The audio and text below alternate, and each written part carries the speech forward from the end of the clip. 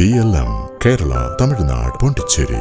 വിദേശ സംഭാവന നിയന്ത്രണ ചട്ടങ്ങൾ FCRA കേന്ദ്ര സർക്കാർ കർശനമാക്കിയതോടുകൂടി പ്രതിഷേധങ്ങൾ കടുക്കുകയാണ്. എന്നാൽ വിദേശ സംഭാവന നിയന്ത്രണ നിയമത്തിലെ ഭേദഗതികൾ ഏതെങ്കിലും പ്രത്യേക സമുദായത്തെ ലക്ഷ്യം വച്ചുള്ളതല്ലെന്നും കള്ളപ്പണം വെളുപ്പിക്കുന്നത് തടയാൻ മാത്രമായുള്ളതാണെന്നുമാണ് BJP സംസ്ഥാന അധ്യക്ഷൻ രാജീവ് ചന്ദ്രശേഖർ പ്രതികരിക്കുന്നത്.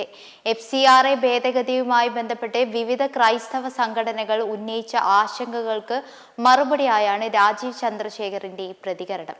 തിരഞ്ഞെടുപ്പ് കാലത്ത് കോൺഗ്രസ് ഈ വിഷയം വലിയ രാഷ്ട്രീയ ആയുധമാക്കിയെന്നും ഇതിലൂടെ BJPക്ക് ലഭിക്കേണ്ടിയിരുന്ന വലിയൊരു വിഭാഗം ക്രൈസ്തവ വോട്ടുകൾ നഷ്ടമായെന്നും മാധ്യമപ്രവർത്തകരോട് സംസാരിക്കവേ ചന്ദ്രശേഖർ വ്യക്തമാക്കി.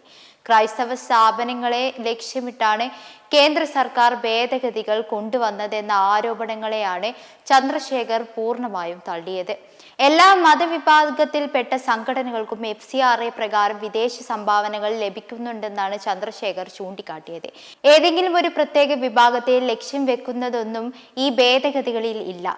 വിദേശ ഫണ്ടുകൾ കള്ളപ്പണം വെളുപ്പിക്കാൻ ഉപയോഗിക്കുന്നത് തടയുക എന്നത് മാത്രമാണ് ഇതിലൂടെ ലക്ഷ്യമിടുന്നത്. രാജ്യവിരുദ്ധ പ്രവർത്തനങ്ങൾക്ക് വിദേശ ഫണ്ട് ഉപയോഗിക്കുന്നത് തടയാൻ നിയമം കർശനമാക്കേണ്ടതുണ്ട്.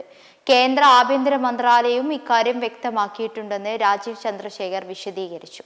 അതേസമയം നിയമ ഭേദഗതിയുമായി ബന്ധപ്പെട്ട് യഥാർത്ഥ ആശങ്കകളുള്ള സംഘടനകൾ അനാവശ്യ ഭീതി പടർത്തുന്നതിന് പകരം കേന്ദ്ര ആഭ്യന്തര മന്ത്രാലയവുമായി നേരിട്ട് ചർച്ച നടത്താൻ തയ്യാറാകണമെന്നും ബില്ലിനെ കുറിച്ച് കൃത്യമായി മനസ്സിലാക്കാനും ചർച്ചകൾ നടത്താനും ആഗ്രഹിക്കുന്നവർക്ക് അതിനുള്ള സൗകര്യമൊരുക്കാൻ താൻ തയ്യാറാണെന്നും ഇക്കാര്യത്തിൽ തുറന്ന ചർച്ചകൾക്ക് കേന്ദ്ര സർക്കാരും എപ്പോഴും സന്നദ്ധമാണെന്നും രാജീവ് ചന്ദ്രശേഖർ കൂട്ടിച്ചേർത്തു.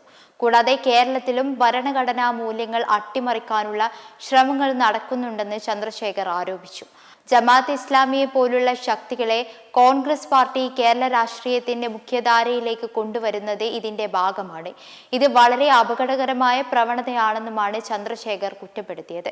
സംസ്ഥാന സർക്കാരിന്റെ നയങ്ങൾ പൗരന്മാരുടെ മൗലികാവകാശങ്ങളെ ഹനിക്കുന്നതാണെന്നും വിമർശനമുയർത്തിയിരുന്നു. മെമ്പർമാരുടെ നിക്ഷേപങ്ങൾക്ക് ഉയർന്ന ലാഭവിഹിതം നൽകുന്ന കേന്ദ്ര സർക്കാർ സഹകരണ registered society Bharat Lajna multi state housing cooperative society limited.